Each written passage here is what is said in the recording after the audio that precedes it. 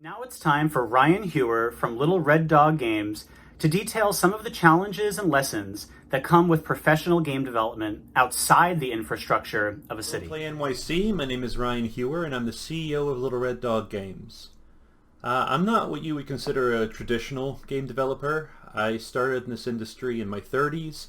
I worked previously as a Canadian diplomat and a nuclear safeguards inspector. We've been in business for about 8 years now, starting off with just 2 people, and now the company has grown to around 10. We've got our 4th game debuting early next year. There are things about our studio that you don't see very often. These are controversial choices that we've made that I personally believe have been wildly good decisions on our part. I'd like to share these choices with you now for your consideration. First, we do not develop in Unity or Unreal, nor do we use an internal proprietary engine. All of our games, with one exception, are made using Godot. Godot, for those of you who aren't familiar, is a free, powerful, it's an open source game development platform. Unity and Unreal are perfectly good game engines, I don't have to tell you that, but Godot really flies in the face of market consolidation around those two tools. We feel that Unity and Unreal disempowers developers by creating engine monopolies. There's nothing wrong with commercial tools, but for the industry to continue being healthy and having a predictable future, it needs balance, and game development is at risk of being yet another industry that has to pay tax to a monopoly to exist, just as we've seen with Adobe and Autodesk. Godot's different. Godot is free. It operates under the MIT license. The engine is not owned by anyone, and if there's something you want to see in Godot, you're completely empowered to build it yourself. In fact, with every single one of our games, we built new features into Godot to solve problems that we encountered. Access to the source code means that any professional team can take Godot and optimize the engine for their own products. Godot is a separate rendering process for 2D and 3D elements of projects and a visual scripting system that uses blocks that you can connect, making it an accessible tool even for beginners. You can drag and drop all sorts of information using nodes and scenes. At present, there's very, very little where I'd say Godot is not best for that, with the exception of very detailed first and third person shooters. But with Godot 3.2 and more importantly Godot 4.0 that'll be coming next year, you're going to see parity with pretty much any other mainstream engine out there. Godot is advanced enough that I'm pretty comfortable saying that most developers are going to be bottlenecked by their own skills rather than the tool set in front of them. There's no bloat with Godot. The standard executable is just over 60 meg. It doesn't require installation. It's comfortable on lower powered systems, which is appealing when you're developing for a larger audience or for mobile markets. The Godot engine is itself a Godot game, which means any in-engine performance reflects the performance of finished products that were made with it. The Godot community is super passionate about the engine, ourselves included, so immediately by building large, serious products with a capable team, you've got tens of thousands of fans in the wings that are waiting to be your biggest cheerleaders. Godot devs all want to see each other succeed. We all buy each other's games. And when you're a developer, that's akin to starting what will be a marathon with a big lead already. There's already a surplus of extremely skilled Godot devs out there, and there's a shortage of legitimate employers who use Godot in their own products. While I feel like this will change over time as adoption grows, we've been very lucky to find a lot of great people to join our firm within the Godot community. Using Godot has also presented some challenges, however, when working with external stakeholders. We were really excited to be working with Razer to support Chroma for our next game, Rogue State Revolution. Razer built APIs for use with Unity, Unreal, even GML, but not Godot. But thankfully they were able and willing to remedy this. They had an engineer assist with integration into our engine of choice, and it's been fantastic. Sometimes a turnkey solution that could be just downloaded from the Unity store has to be developed by hand with Godot, but that's generally better, in my opinion, for developers to have ownership and understanding over their own code base anyway. I teach game development at a local university, and I usually start my students with Godot, mainly because Python-derived GD script I find to be far easier for students to learn and master than C# or C++, especially if the students that we receive have never done any programming before. I don't think that's a particularly controversial statement, but the decision to use Godot has been controversial at times. There's a phobia, particularly in academia, that unless a student learns Unity, they're never going to find employment in the games industry, and frankly, I think it's completely absurd. I think that sense is built on this inability to distinguish between comfort with programming and comfort with a specific tool set. As it stands, something like 90% of academic institutions teaching game development teach Unity. That means a lot of students are going to be competing for Unity positions opening up at indie devs, and game development positions that would be using other tool sets may end up taking a little longer to fill. All this to say, I don't think Godot should be the only thing you develop with, but I think everyone should try multiple tool sets and find the engine that meets their needs best rather than the engine that everyone insists that you have to be developing in. I think that encourages monopolization over one or two engines that developers think are safe. The second thing that makes us different is we're located rurally, very rurally. Now I'm from Toronto originally. I lived in cities my whole life. Where I live now, the primary exports are barn quilts and straw hats. There's more cows than people per capita. A single town can be completely shut down because the only road that comes or goes from it is being serviced. In spite of that, where we are is the perfect place for game development. This is probably a good time to talk about differences in living. Where Little Red Dog Games is located, the median cost for a house is $85,000. A nice 4-bedroom with 2,700 square feet and a fair bit of land will go for somewhere around $150,000. You can rent a 2-bedroom apartment for $800 a month. You can get a gourmet burger for $7. The median cost for a 1-bedroom apartment in Harlem is $736,000. Princess Bay in Staten Island, you might get away with $530,000. Even if you're renting in New York City, you're paying more than anyone else, aside from San Francisco. Your food, your transport, your utilities, they're among the most expensive in the whole country. New York's one of the greatest cities in the world, but is this really where you want to put an indie company in an industry where 90% of indie companies collapse after their first release? And you, a hypothetical indie dev based in New York City, you sell games in the same marketplace as the developing world where costs are so much cheaper. What if I told you that by moving to rural New York, your operating costs, which should presumably be labor, could be halved, but your revenue would stay the same?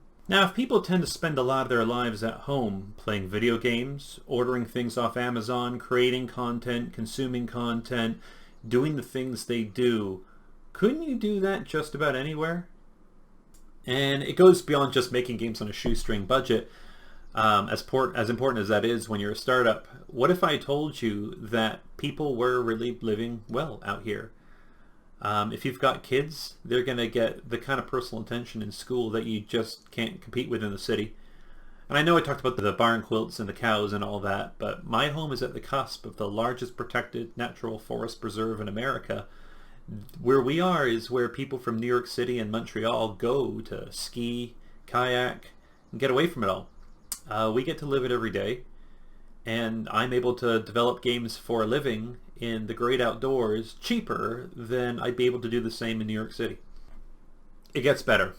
Where our company is located also happens to be at the intersection of 4 colleges, 3 with technology-focused programs, 2 with a specific interest in game development, and 1 that I happen to teach at. It's extremely difficult to encourage people to come live where we are, and I don't really know why. The area is quite beautiful, but the low salaries scare people into thinking that they'll be living hand to mouth.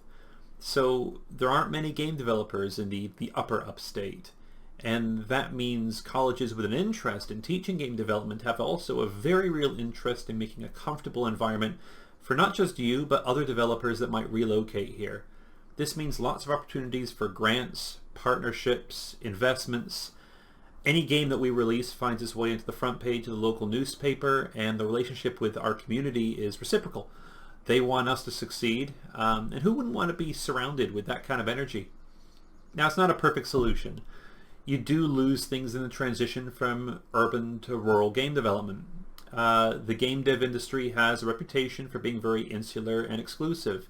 People build relationships through networking, and networking is supported by geography, amongst other factors. Being a rural developer, at times we do feel completely alone. While our sister studios in the US and the UK meet regularly to exchange notes and plans, we have to work a little harder to maintain our connections. Travel will be important, very important. You'll have to be very proactive as well to maintain a diverse workforce. The third thing that makes us different from other indie developers is we maintain a bedrock no crunch policy. Crunch is an ugly term in game development, and when we discuss what other studios are doing, the response is often this foot shuffling, well, we don't encourage crunch, but there are situations where you need to, and then the concessions begin.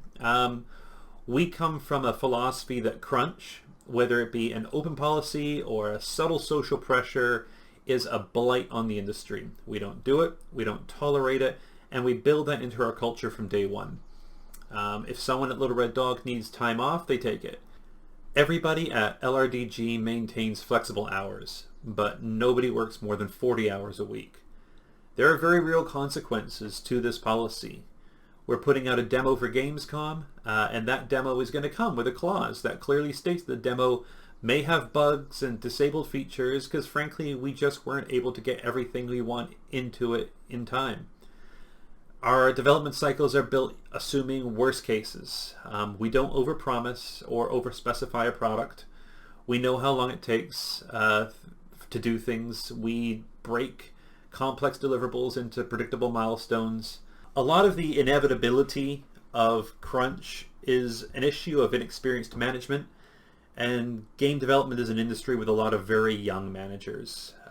We sacrifice our company profits to maintain a healthy work-life balance, and we don't work with anyone who doesn't support that environment. A few of us at LRDG, myself included, have kids. The indie game dev hustle cannot include missing out on their childhood. It's not worth it.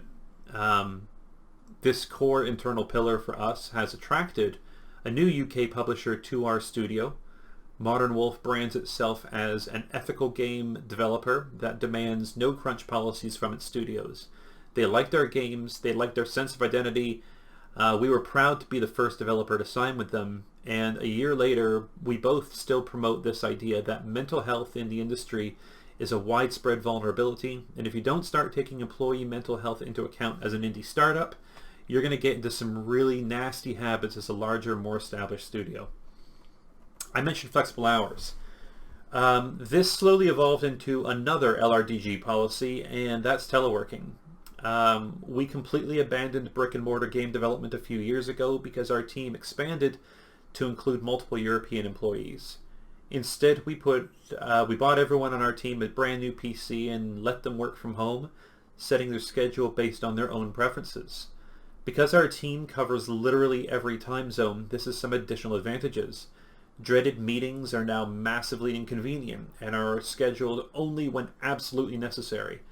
When COVID-19 shut down most every other brick and mortar studio in the world and sent cities into a panic, for us nothing changed for anyone on our team. We were spared a lot of devastation that's affected a lot of the other indie studios out there, and for that we're extremely grateful. COVID-19 isn't going away anytime soon, and businesses must adapt.